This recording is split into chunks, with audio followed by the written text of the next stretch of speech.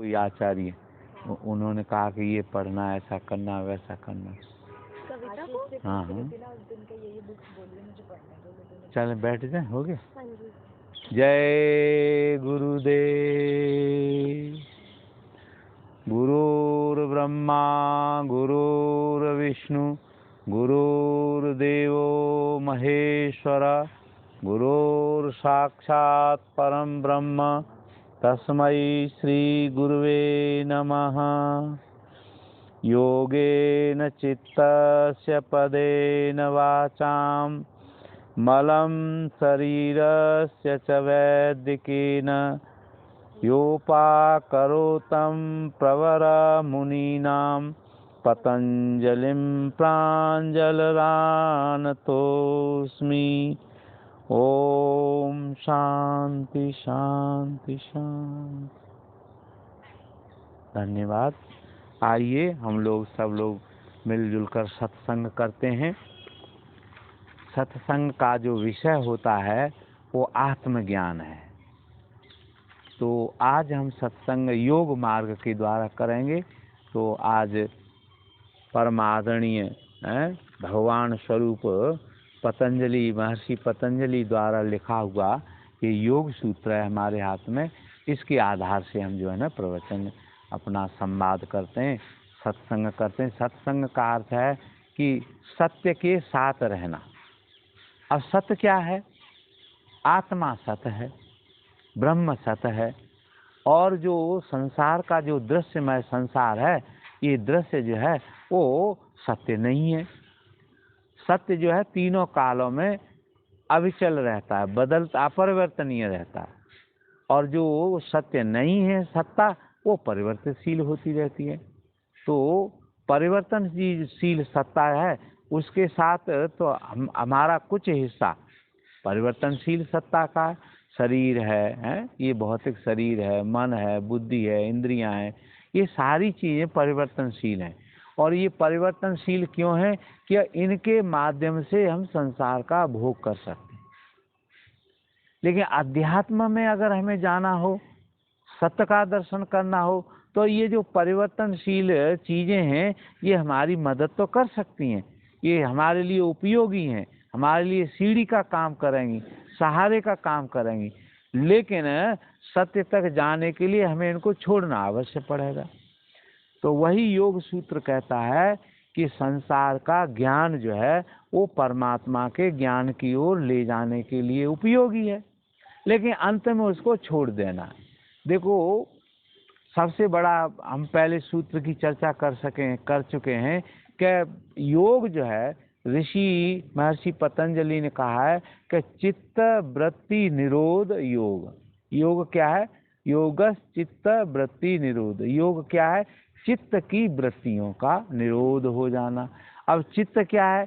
चित्त में हमारा शरीर आ जाता है, मन आ जाता है, बुद्धि आ जाती है, इंद्रियां आ जाती हैं, अहंकार आ जाता है। अर्थात जो हमारी चैतन्यता है, जो क्रियाशील चैतन्यता है, उसको हम जो है ना चित्त कहते हैं। और ये पदार्थ भी जो है ना क्रियाशील चैतन्य ही है। अगर ये क्रियाशील चैतन्य जो है क्रिया से विहीन हो जाए, क्रिया से मुक्त हो जाए, शांत हो जाए, तो यही परमात्मा हो जाता है। जीवै ब्रह्मै नय कछु भेदा वार वीच जिम गावें वेदा। ब्रह्म में और जीव में, अर्थात ब्रह्म होने में और जीव होने में कोई भी ज्यादा भेद नहीं। उन्होंने कैसे समझाया कि एक समुद्र है, समुद्र का जो लहर रूप है वो जीव है, और वही लहर शांत हो जाए तो समुद्र हो जाएगी। ऐसे ही आपका जो मन है वो पदार्थमय है और पदार्थ से बना हुआ है, लेकिन वो चित्त पदार्थ से इसलिए बना है कि पदार्थमय जगत को भोगने के लिए। लेकिन भोग भी हम क्यों करते हैं? ज्ञान के लिए हैं। मान लीजिए मुझे किसी चीज का ज्ञान करना है, तो मैं कैसे जानूंगा? उसका शरीर के द्वारा, मन के द्वारा, अपनी इंद्रियों के द्वारा मैं उसका उसके साथ संयोग करूंगा, उसके पास बैठूंगा, उसको चखूंगा, सूंघूंगा, अर्थात उसका ज्ञान करूंगा। तो ये जो ज्ञान करने की प्रवृत्ति है और उससे जुड़ने की जो प्रवृत्ति है, यही योग है। और मान लीजिए मेरे हाथ में ये पुस्तक है, मैं इस पुस्तक को जानने के लिए क्या करूंगा, पहले मैं आंखों से इसको देखूंगा, दर्शन करूंगा, फिर आंखों से मैं इसको समझूंगा कि ये पुस्तक है और ये पुस्तक योग सूत्र है, योग दर्शन है ना। इस तरीके से मेरा संपर्क इसके साथ जैसे जैसे बढ़ता चला जाएगा, मुझे इसका स्पष्ट ज्ञान होता चला जाएगा। तो पहले मुझे इसकी परिवर्तनशील जो सत्ता है, जो इसका रूप है, जो इसका अस्तित्व है, उसका ज्ञान होगा। फिर इसकी जो आत्मा रूप अपरिवर्तनीय सत्ता है, उसका ज्ञान होगा, है ना। योग क्या कहता है कि हर चीज जो है दो रूपों में हमारे सामने है। एक तो उसका अदृश्य रूप होता है, एक दृश्य रूप होता है ना। देखो, इस पुस्तक को मैं देख रहा हूं, तो इसका जो इतना पहला जो हिस्सा है सामने वाला, वो मेरे लिए दर्शनीय, मैं इसको देख सकता हूँ, है ना। लेकिन इसका जो पीछे है या इसके जो बीच में इसके पीछे छिपा हुआ है, उसको तो नहीं देख सकता। उसको कब देखूंगा, जब मैं इसको देखते देखते इसके अंदर डूबूंगा, तब मुझे पता चलेगा। मैं इसको खोलूंगा कि अच्छा, इस पुस्तक के अंदर सूत्र भी है ना। तो ज्ञान जो है, योग जो है, समाधि क्या है, समाधि का अर्थ है किसी चीज में समा के उसका पूरा ज्ञान प्राप्त करना, किसी चीज में समा जाना। और समा जाना किस लिए कि उसका प्रारंभ से अंत तक उसका ज्ञान हो जाए। यदि हम शरीर में आत्मा है ये जानते हैं, फिर शरीर को पार करके हम आत्मा तक पहुंच जाएं, तो हमें आत्मा का भी ज्ञान हो जाएगा, शरीर का भी ज्ञान हो जाएगा, आत्मा का भी ज्ञान हो जाएगा। अर्थात जो बाह्य आवरण है उसका भी ज्ञान हो जाएगा, जो पदार्थ रूप है उसका भी ज्ञान हो जाएगा, और जो उसका आत्म रूप है, अध्यात्म रूप है, उसका भी ज्ञान हो जाएगा। तो आत्मा का जो ज्ञान है, आत्मज्ञान,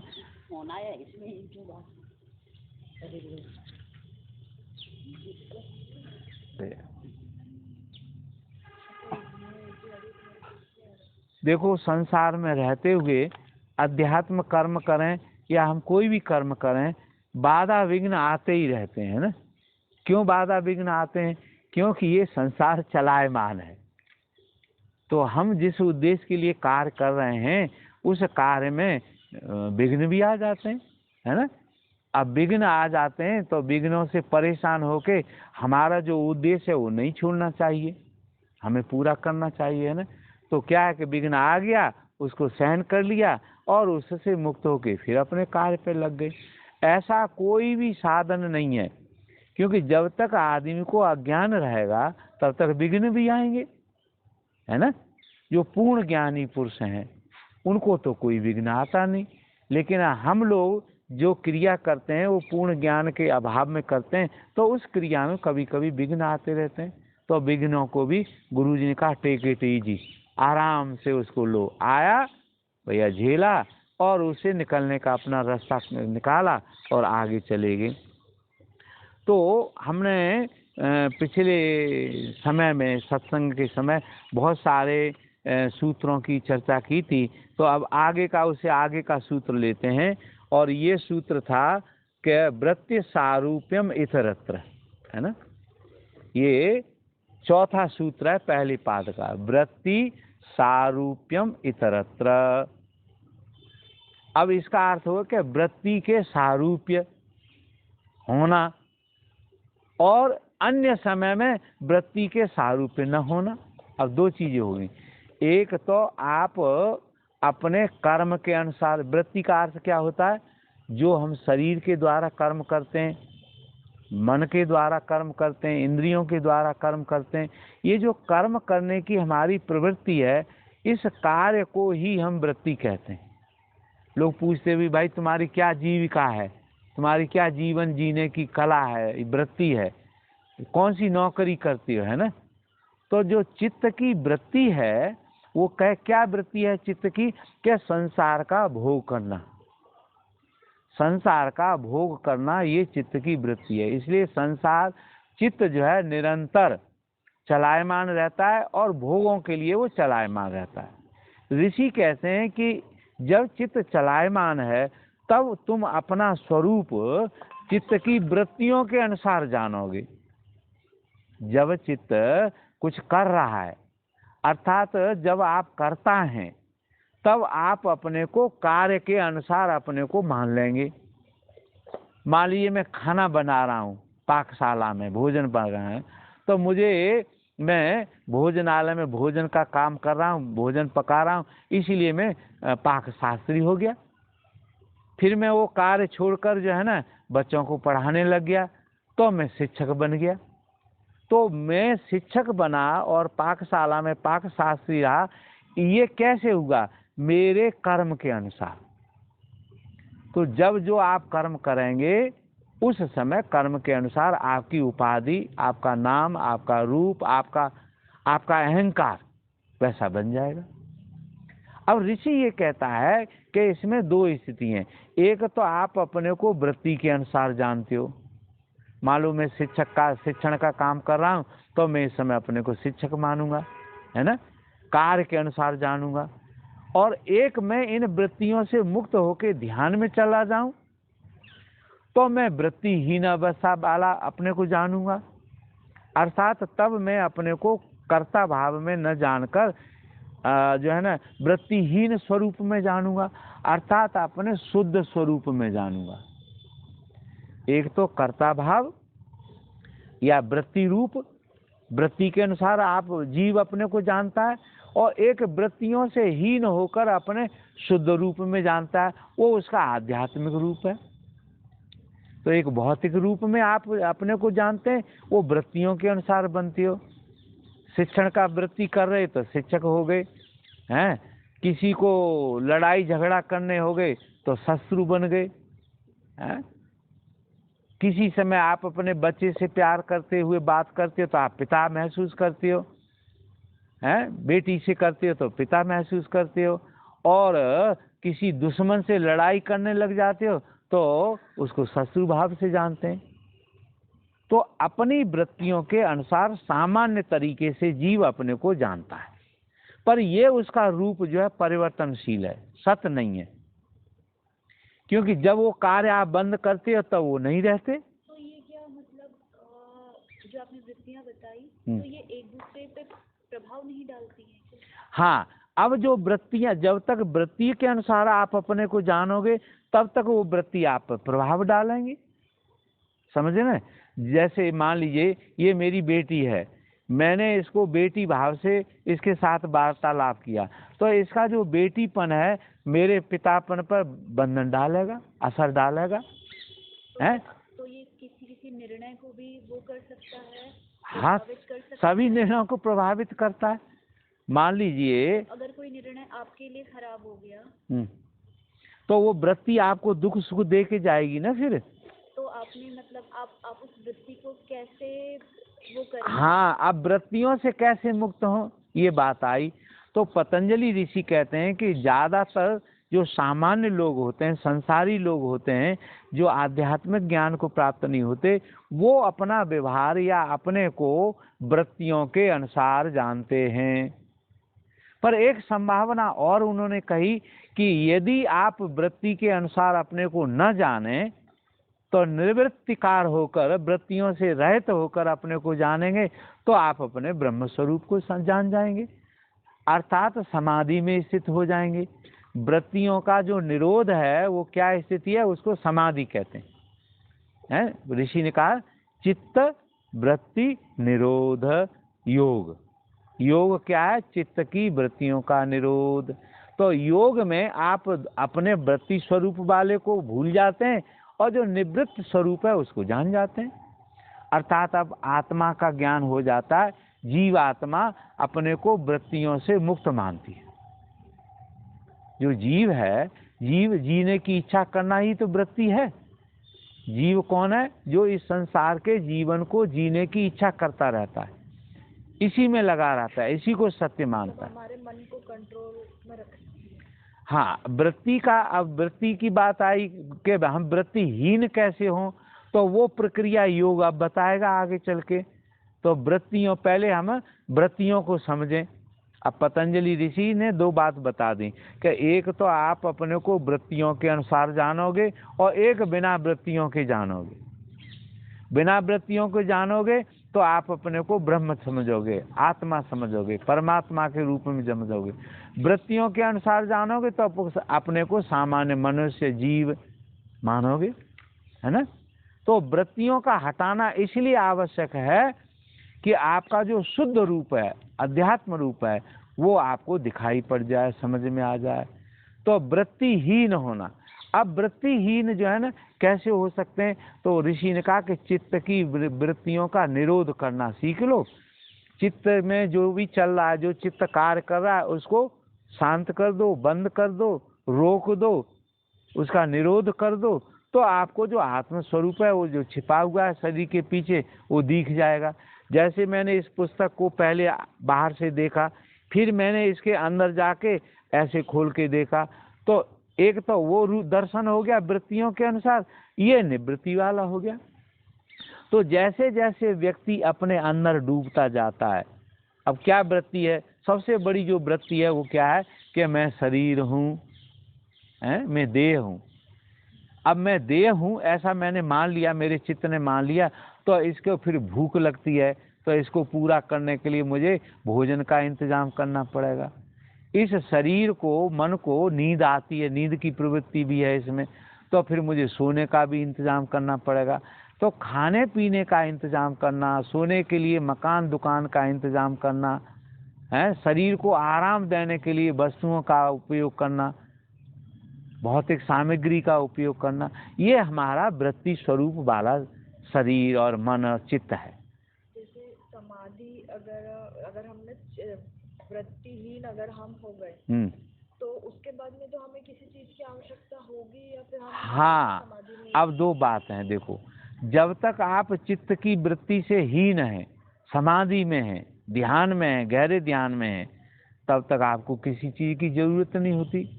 कैसे समझें इसको? जैसे आप जागृत अवस्था से स्वप्न में गए, तो स्वप्न में कुछ कुछ वृत्ति रहती है, तो आपको कुछ जरूरत भी होती है। स्वप्न में हम काम करते हैं, फिर स्वप्न से और आगे चले गए, थोड़े और गहराई में चले गए, तो वहाँ वृत्तियाँ बिल्कुल कम हो गई। तो निद्रा की अवस्था में आपकी वृत्ति, एक वृत्ति रह जाती है, उसको निद्रा वृत्ति कहते हैं, अर्थात वहाँ निद्रा ही निद्रा, लेकिन अन्य वृत्तियाँ नहीं है। तो तब आपको कोई जरूरत नहीं रहती स्वप्न में, गहरी नींद में आपको कोई जरूरत होती है, भूख भी नहीं लगती। आप 10 दिन सोए रहें तो आपको भूख नहीं लगेगी, या आजकल ऐसी औषधि हैं कि आपको बेहोश कर दें तो 4 दिन तक आप बेहोश रहेंगे, शरीर न पानी मांगेगा और न जो है ना आपको प्यास लगेगी, न भूख लगेगी। समझ रहे हैं ना? क्योंकि चित्त की जो शरीर की वृत्तियां थी वो आपने दवा के प्रभाव से रोक दी। ऐसे ही हम चित्त और मन और शरीर की जो वृत्तियां हैं वो आसन, प्राणायाम, ध्यान के द्वारा रोक देते। तो जब आसन, प्राणायाम, ध्यान आपका अच्छा होता है, गहरी अवस्था में होता है, तब आप वृत्तिहीन रहते। उसको ही पतंजलि ने समाधि कहा। तो समाधि वृत्तिहीन अवस्था है। अच्छा, उस समय न मन कुछ कार्य करता है, न इंद्रियां कुछ कार्य करती हैं, न शरीर कुछ कार्य सकता है। आसन से शरीर शांत हो जाता है, प्राणायाम से आपका जो मन है वो निरुद्ध हो जाता है, और जो हृदय है, आपका चित्त है, वो ध्यान से भावातीत हो जाता है, निरुद्ध हो जाता है। तो शरीर निरुद्ध हो गया, शरीर के कार्य रुक गए। प्राणायाम के प्रभाव से जो है ना आपकी इंद्रियों के कार्य रुक गए, मन के कार्य रुक गए, वो वृत्तिहीन हो गई। और ध्यान से जो हृदय का भाव था, भाव वृत्ति थी, वो भी समाप्त हो गई। तो तीनों वृत्तियां, शरीर की वृत्ति, इंद्रियों की, मन की वृत्ति और आपके हृदय की वृत्ति जब रुक जाती हैं तो आप समाधि में चले जाते हैं। उसी को वृत्तिहीन अवस्था कहा है। तो समाधि जो है चित्त की वृत्तियों का निरोध है। अब अगर वृत्तियां उत्थान कर रही हैं तो आप सावृत्ति रूप हैं, अपने वृत्ति के अनुसार आप जानोगे। तो निवृत्ति, देखो ऐसे समझ लो, वृत्ति इसके 2 रूप हैं। संसार की ओर चले तो उसको प्रवृत्ति कहेंगे, वृत्ति संसार की ओर भी जा सकती है। तो संसार की ओर जब आपका मन बहता है, शरीर मांगता है संसार के भोग, तब हम उसको प्रवृत्ति कहते हैं। और जब अध्यात्म की ओर, अंदर की ओर, आत्मा की ओर आपका मन जाने लग जाता है, तो वो वृत्तियों से निवृत्त होता हुआ चला जाता है और अंत में निवृत्त, पूरी तरह से निवृत्त होने से आत्मस्वरूप हो जाता है। उसी को पतंजलि ने कहा कि निवृत्ति होते होते तदा दृष्टु स्वरूपे अवस्थानम, तब जो है जो दृष्टा है वो देखने की वृत्ति से मुक्त होकर अपने स्वरूप में ही समा जाता है। गोस्वामी महाराज ने कहा जानत तुम्हें हुए जाई, जानते जानते, आपको जानते जानते वही हो जाता जानने वाला है। ज्ञान जब बढ़ता है तो जो दृश्य होता है और दृष्टा, उनकी दूरी कम होती चली जाती है। देखो ये अंगुली है, मेरी आंख से दूर है, तो मैं इस अंगुली को ठीक से देख पाता हूँ। अगर इस अंगुली को मैं बिल्कुल आंख के पास ले आऊं तो फिर आंख इसको देख नहीं सकती, क्योंकि द्वैत में, अद्वैत में नहीं कुछ दिखाई पड़ता, द्वैत में दिखाई पड़ता है। अर्थात दृष्टा कर्ता जीव में और उसके भोगों में थोड़ी दूरी होगी तो वो दिखाई पड़ेंगे, अनुभव में आएंगे। अगर वो बिल्कुल एक पास हो जाए तो फिर दृष्टा और दृश्य दोनों मिट जाते हैं। अगर दृश्य दूर नहीं है, हम बिल्कुल एक हो जाएं, तो फिर एक दूसरे को देखने का उसमें स्थान ही नहीं बचता। अगर उसमें डायमेंशन नहीं है, दूरी नहीं है, जगह नहीं है, तो वो तो दोनों एक हो गए ना। समझ गए ना? तो जब दोनों एक हो गए तो देखने वाला कोई रहा ही नहीं, दृश्य रहा नहीं तो दृष्टा भी नहीं रहेगा। तो पतंजलि ऋषि कहते हैं कि जो दृश्य है वो मिथ्या है। क्यों? कि वो प्रकट होता है और मिट भी जाता है। तो ध्यान में हम जब दृश्य से ध्यान शुरू करते हैं और धीरे धीरे दृश्य को देखने का, जानने की जो प्रवृत्ति है वो कम होती चली जाती है, दृश्य जो है घटते घटते घटते घटते बिंदु रूप हो जाता है। इसको पतंजलि ऋषि कहते हैं एकाग्रता होना। चित्त की बहुत सारी वृत्तियां थी, इधर जा रहा था, उधर जा रहा था, उधर दौड़ रहा था, फिर उसने एक वृत्ति पकड़ ली और उसी वृत्ति पर पूरा चित्त जो है ना एकाग्रत हो गया। फिर धीरे धीरे वो वृत्ति भी छूट गई और तदा दृष्टु स्वरूपे अवस्थानम, जैसे ही वो एक जो वृत्ति अंतिम वृत्ति होती है वो छूटती है, वैसे ही चित्त जो है अपनी चंचलता को छोड़कर शांत स्वरूप में, आत्म स्वरूप में बैठ जाता है, आत्म स्वरूप हो जाता है। उसी को ऋषि कहते हैं कि वो समाधि हो गई।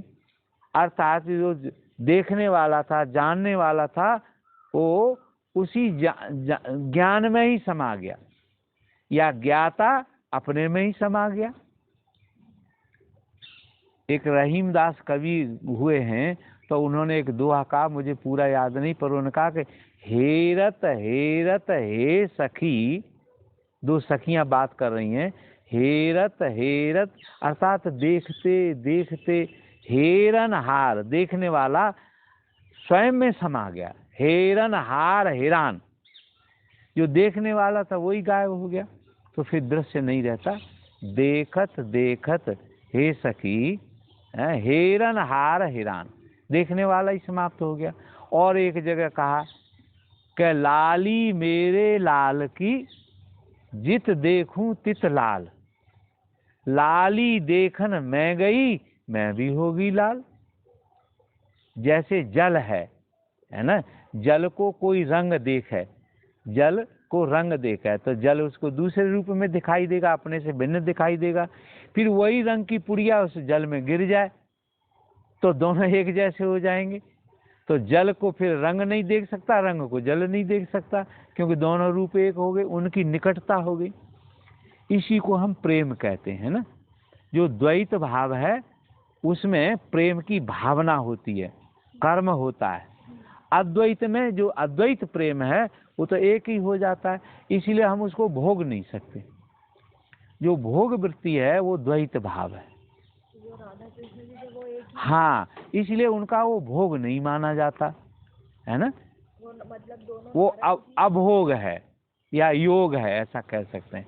अभोग है या योग है, या उसको अन्य शब्दों में कहते हैं प्रेम है, परम प्रेम है, विशुद्ध प्रेम है, फिर निरे उसके विशेषण आप लगा दीजिए। लेकिन एक हो जाना जो है ये अस्तित्व का गुण है। प्रकृति का गुण क्या है कि प्रकृति पुरुष दो हैं,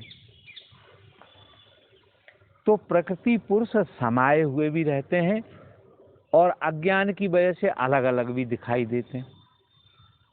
अब देखो एक और उदाहरण से, जैसे बच्चा है, जब तक वो माँ के गर्भ में है तब तक दोनों एक हैं, समाधिस्थ हैं, है ना, माँ बच्चा अलग अलग नहीं है। फिर जैसे ही बच्चा गर्भ से अलग होता है और उसका नाल विच्छेदन होता है, वैसे ही बच्चा अपना अस्तित्व अलग महसूस करने लगता है, उसका अपना अहंकार बन जाता है और माँ का अपना अहंकार होता ही है, तो द्वैत भाव हो गए। तो किसी चीज़ से, जैसे इस पुस्तक में निरे पेज हैं, मैं एक पेज निकाल लूँ तो जब तक ये पेज इसमें साथ है, समाया हुआ है, तब तक ये पेज एक ही है, समाधि है। और इस पेज को मैं फाड़ के अलग कर दूंगा तो ये द्वैत भाव हो जाएगा। तो जो आप संसार में कर रहे हैं वो वृत्ति रूप है, और जब संसार के कार्यों से मुक्त हो जाते हो, संसार से वैराग्य होकर अपने स्वरूप में समा जाते हो, उसे ही पतंजलि कहते हैं कि ये चित्तवृत्ति निरोध है। तो अपने को समाधि वृत्तियों के अनुसार जानना और निवृत्ति के अनुसार जानना, ठीक है। दो स्थिति हैं। समाधि ध्यान आपको निवृत्ति की ओर ले जाता है, निवृत्त कर देता है। काय से? क्रिया से। शरीर की क्रिया हो, चाहे मन की क्रिया हो, चाहे हृदय का भाव हो, इनसे मुक्त करके आपको चौथे रूप में पहुंचा देता है। उसी को ऋषियों ने कहा कि तो वो तुरीय अवस्था है, न वहाँ शरीर का वृत्ति जाती है, न वहाँ मन की वृत्ति जाती है, न हृदय की वृत्ति जाती है। चित्त से भी, चित्त की वृत्तियों का पूरी तरह से निरोध हो जाता है। तब जो है ना आपके वहाँ कुछ न ज्ञान रहता, ज्ञान नहीं रहता। ज्ञान जो है वो वृत्ति है। जब तक आप किसी चीज को जान रही हैं तब तक आप उसकी वृत्ति में, भले ही एक वृत्ति में हो, है ना। देखो मैं आपको देख रहा हूँ तो इसमें कई वृत्ति हो सकती हैं। मैं आपकी आंख को देख रहा हूँ, ये एक वृत्ति हुई। मैं आपको आपका सिर देखूं, ये दूसरी वृत्ति हो गई। मैं आपका कान देखूं, ये तीसरी वृत्ति हो गई। मैं आपके कपड़े देखूं, ये चौथी वृत्ति हो गई। एक ही दृश्य को मैं अनेक वृत्तियों से और सबको जोड़कर मैं आपको जानूंगा। मैं जानूंगा कि आप जो है ना ये हैं। वो कब जानूंगा? जब सब वृत्तियों का, मैं कहा ये मेधावनी का सिर है, ये मेधावनी की आंखें हैं, ये मेधावनी के कपड़े हैं, तो सबको जोड़ के ही तो मैं जानूंगा। वो सब वृत्तियों का रूप बन गया तो वो साकार रूप हो गया, सारूप्य हो गया। अब पतंजलि कहते हैं कि इन वृत्तियों से अलहदा होकर भी आप अपने को जान सकते हैं। तब आपका न तो आंख मुझे दिखाई देगी और न आपका सर दिखाई देगा। कैसे आप दिखाई देंगे? आत्मस्वरूप दिखाई देंगे, अर्थात निराकार दिखाई दोगे, अदृश्य दिखाई दोगे। दृश्य जो है वो भौतिक जगत की सत्ता है और जो अदृश्य सत्ता है वो आत्मा की सत्ता, आध्यात्मिक सत्ता है। तो वृत्ति रूप में अपने को समझना और निवृत्ति रूप। अब वृत्ति रूप में तो आप जब से जन्म लेते हो और मरते हो तब तक अपने आप ही समझते रहते हो, क्योंकि पुरानी वृत्तियों का आपको अनुभव है ना। एक बच्चा अपनी माँ को माँ के रूप में देखना है, जानता है। क्यों जानता है? क्योंकि उसका पुराना स्मरण आता है। जब वो पहली बार माँ को देखता है तो उसको समझ में आता है कि ये कोई है। फिर वो देखता है ये मुझे दूध भी पिलाती है, मेरी सेवा भी करती है, तो उसे याद लगता है, पुरानी स्मृति आती है कि ये माँ हो सकती है, तो उसको माँ मानने लग जाता है। तो वृत्तियों से आपको संसार का व्यवहार करना पड़ता है। जब तक आप संसार में हैं तब तक आपको व्यवहार रूप के लिए वृत्ति करना ही। आपको चित्त की भी जरूरत है, आपके मन की भी जरूरत है, शरीर की भी जरूरत है। और जब आप अध्यात्म में जाएं तो इन सीढ़ियों से चढ़ते चढ़ते ऊपर पहुंच जाएं, फिर इनको छोड़ देते हैं। मुझे छत पर जाना हो तो पहली सीढ़ी पर चढ़ूंगा तो उसका उपयोग हुआ, फिर दूसरी पे, तीसरी पे, चौथी पे। जब मैं 9वीं में पहुंच जाऊंगा तो छत पे चढ़ जाऊंगा, फिर मुझे सीढ़ियों की जरूरत नहीं। तो समाधिस्थ योगियों को वृत्ति की फिर जरूरत नहीं पड़ती। हाँ, अब यहाँ एक प्रश्न ये भी कर सकते हो कि जब हमने समाधि प्राप्त कर ली और हम वृत्तिहीन हो गए तो फिर संसार में कैसे रहेंगे?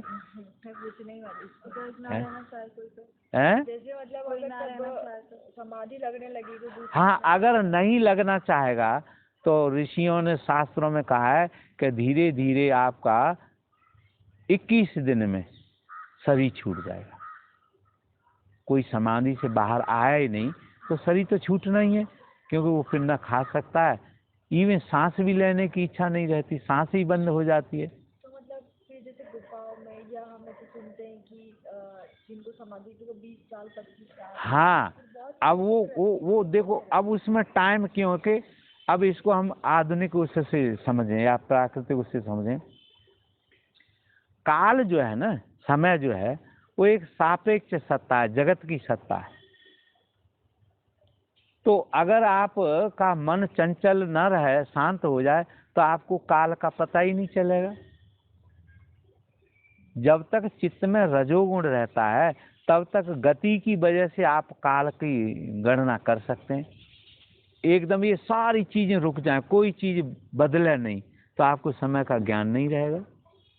जैसे नींद में आप चली जाती हैं तो आप नींद में 8 घंटे सोती हैं, पर 8 घंटे आपको कोई परिवर्तन का तो ज्ञान होता नहीं कि मैं बूढ़ा हो गया, छोटा हो गया है, भूखा हूँ, प्यासा हूँ। क्यों? कि वहाँ समय ही नहीं रहा। समझिए ना। अब समय जो है, इसके जो आयाम है, 3 आयाम है। एक तो जागृत का आयाम है, इसमें समय पूरी तरह से हमें सत्य लगता है और इसका उपयोग भी करते हैं, इसमें घटा बढ़ा दिखाई देता है। फिर आप स्वप्न में चले जाते हैं तो स्वप्न में थोड़े ही समय में बहुत चीज़ें देख लेते हो, कई वर्ष की ज़िंदगी जी लेते हो, कलकत्ता भी घूमे आते हो, अमेरिका भी घूमे आते हो, और बाहर के समय में वो 2 मिनट भी नहीं होता। तो मॉडर्न फिजिक्स के हिसाब से हम टाइम एंड स्पीड और स्पेस से इसको समझ सकते हैं। टाइम वहीं होता है जहाँ स्पेस होता है, जहाँ स्थान होता है, जगह होता है। अगर किसी जगह नहीं हो तो वहाँ टाइम का पता नहीं चलेगा। समझ रहे हैं ना। तो बाहर की गति से आपको टाइम का पता चलता है। ये मकान बूढ़ा हो रहा है तो इसके ज्ञान से मैं अपने बारे में भी ज्ञान करूँगा कि मैं भी बूढ़ा हो रहा हूँ। ये 20 साल पहले बना था तो मैं 20 साल पहले ऐसा था, मुझे अपना भी ज्ञान हो जाएगा। तो सापेक्षता से ज्ञान होता है। जहाँ टाइम है, स्पेस है और उसमें स्पीड भी है। अगर टाइम में स्पीड नहीं है तो आपको पता ही नहीं चलेगा टाइम है भी कुछ। तो समाधि में जब आप चली जाएंगी तो वहाँ स्पेस तो रहता है पर टाइम नहीं रहता और स्पीड नहीं रहती, क्योंकि वृत्ति ही नहीं है वहाँ। तो आप जब टाइम और स्पीड दोनों रुक जाती है तो सब परिवर्तन रुक जाते हैं। वही आपकी समाधि अवस्था है, वही चित्त वृत्ति निरोध है। उसको और अच्छी तरह समझें तो उसको कहेंगे कि वह ब्लैक होल है ना। हम लोग पढ़ते हैं ना पदार्थ की इस जगत में बहुत सारे ब्लैक होल हैं यूनिवर्स में, और यूनिवर्स भी तो पदार्थ है। तो वो इतना बड़ा जो क्षेत्र होता है वो क्या है कि उसमें कोई वृत्ति नहीं रहती, न वहाँ टाइम रहता है न स्पेस रहता है, टाइम नहीं रहता, स्पीड नहीं रहती। अगर आप उसमें चले जाएं तो आप भी उससे मुक्त हो जाएंगे। तो समाधि में जब चित्त जाता है तो वो टाइम, स्पीड और थॉट से मुक्त हो जाता है। तो फिर उसमें शरीर क्षीण होने लगेगा तो शरीर खत्म हो जाएगा। हाँ, अगर आप आए ही नहीं उसमें से वापस तो शरीर तो मर ही जाना है, क्योंकि शरीर तो प्राण चलेगा तो जीवित रहेगा। और समाधि में जाते ही प्राण पहले बंद होता तब समाधि में जाते हैं आप, लेकिन वो आपको पता नहीं चलेगा। मान ली मैं ध्यान कर रहा हूँ और जैसे ही समाधि में जाऊंगा मुझे पता ही नहीं चलेगा कि मैं हूँ, प्राण पहले ही बंद हो जाएगा। प्राण जब तक चलेगा तब तक चित्त वृत्ति करेगा, शरीर वृत्ति करेगा। फिर हम जैसे समाधि में अगर किसी भी व्यक्ति की समाधि अगर लग जाती है और एक बार प्राण निकल गए, फिर नहीं, प्राण नहीं निकलते, प्राण रुक जाते हैं। हाँ, जैसे प्राण रुक जाते हैं, तो फिर मतलब कैसे उसको मतलब हाँ, अब देखो ये इनका प्रश्न है कि फिर जीव क्यों लौट के आ जाता है, समाधि हमेशा के लिए क्यों नहीं लगी रहती। तो ऋषि लोग कहते हैं, शास्त्र कहता है कि जो अति सात्विक लोग होते हैं उनको एक बार समाधि लग जाती है, फिर वो उससे वापस लौट के नहीं आते, क्योंकि उनका कोई संकल्प नहीं रहता, इच्छा नहीं रहती वापस आने की। लेकिन हम अपने मन में कुछ इच्छा लें कि भाई ये मेरा भोग रह गया है, मैं ये और करना चाहता था, तो या शरीर फिर आपको समाधि से बाहर खींच लेता है, चित्त आपको समाधि से बाहर ले आता है, क्योंकि उनके संस्कार अभी पूरे नहीं हुए, तो वो आपको मरने नहीं देना चाहते। शरीर की इच्छाएं पूरी नहीं है। हाँ, शरीर की, मन की, तो वो मन जो है ना अब दर्द होने लगेगा।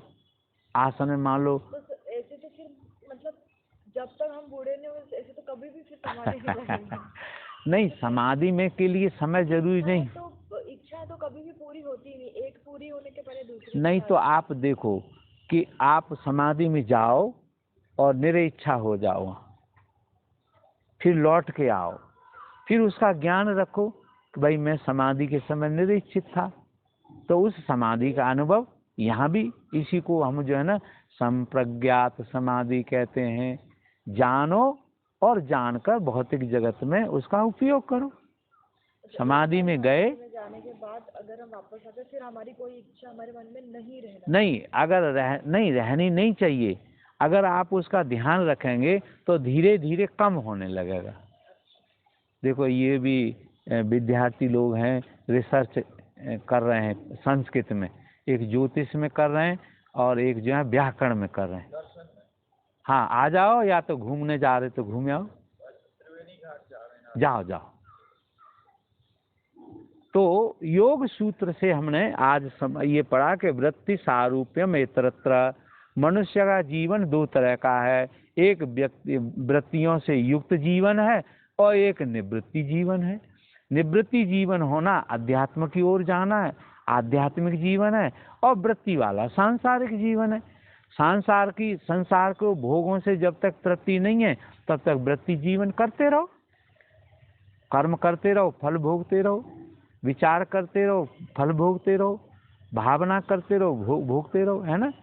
तो इसको भोगते भोगते भी हम भोग भी इस संसार को जानने के लिए, और जब इस संसार को जानेंगे तो क्या पता चलेगा कि ये संसार भी ब्रह्म है ना।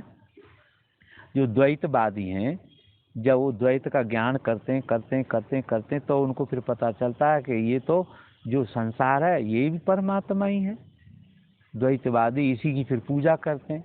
हम आप वृक्ष पूजते हैं ना, रोज पूजा क्यों करते हो? क्या वो परमात्मा है? मिट्टी का एक पत्थर रख लेते हैं, उसको पूजने लगते हैं। क्यों पूजते हैं? क्योंकि उसमें ये भावना है कि ये ब्रह्म ही है, आत्मा ही है, परमात्मा ही